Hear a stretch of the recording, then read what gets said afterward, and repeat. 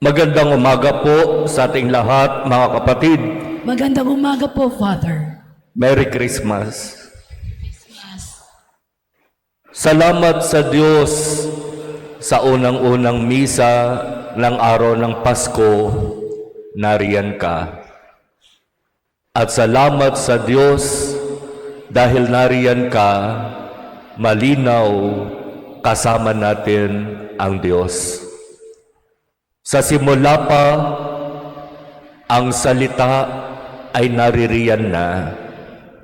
Narinig natin sa ating mga pagbasa kung papaanong ang salita na Diyos na nagkatawang tao na ang pangalan ay Jesus ay naririyan na.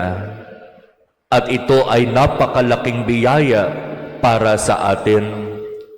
Sinasabi sa mga pagbasa, noon nagsalita ang Ama sa pamamagitan ng propeta. Iba't ibang mga propeta. Sa maraming pagkakataon, sa iba't ibang mga sitwasyon, sa mahabang panahon, nagsalita ang Diyos. Pero sa kahuli-hulihan, ang salita ng Diyos ay ang kanyang mismong anak na nagkatawang tao, si Jesus, ang salita ng Diyos.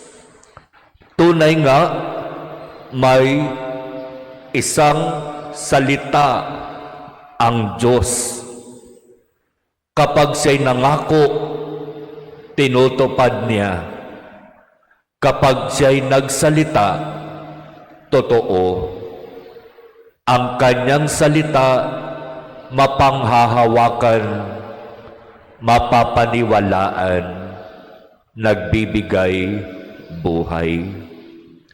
Ito, mga kapatid, ang katotohanan tungkol sa ating pagdiriwang ng araw ng Pasko.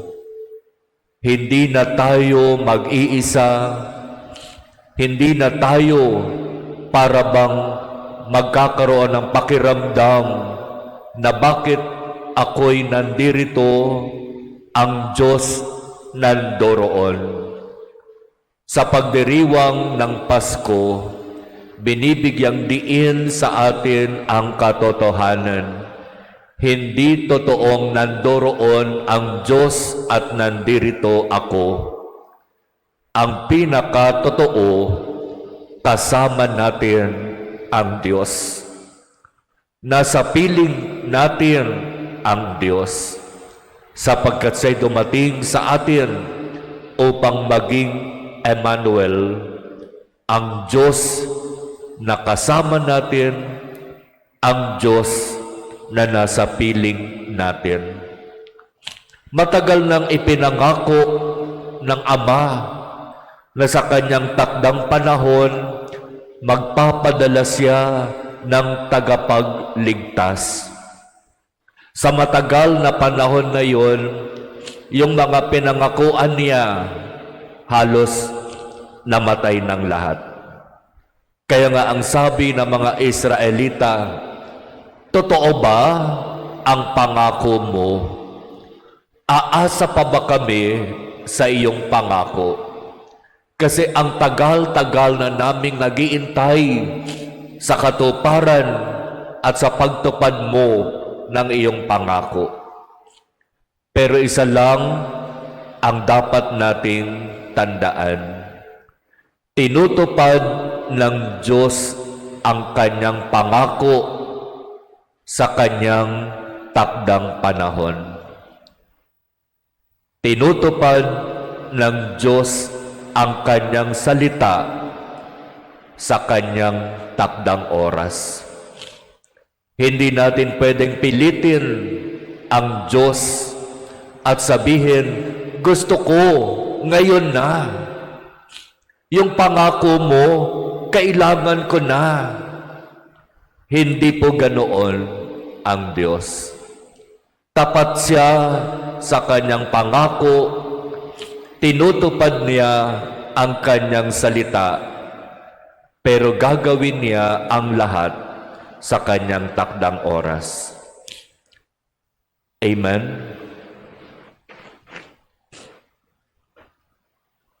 Hindi natin pwedeng pangunahan ang Diyos.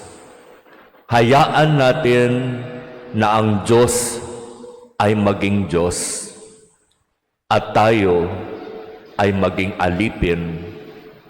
Katulad ni Maria nung sinabi niya sa anghel, "Ako'y alipin ng Panginoon, mangyari nawa ang kagustuhan ng Diyos." Kaya mga kapatid, magpasalamat tayo sa Diyos sa pagkakalob niya sa atin sa kanyang salita. Si Jesus na tagapagligtas, si Jesus na nagbibigay buhay. At hingin natin sa Diyos ang biyaya ng tunay na pananalig, pagkilala at pagsunod kay Jesus.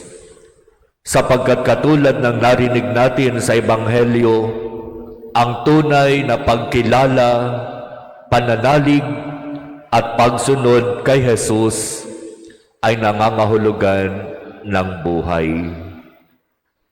Na kahit tayo'y mamatay, dahil kinilala at nanalig at sumunod tayo kay Jesus, ipagkakalob niya sa atin ang buhay. At ang buhay na ito ay buhay na walang hanggan.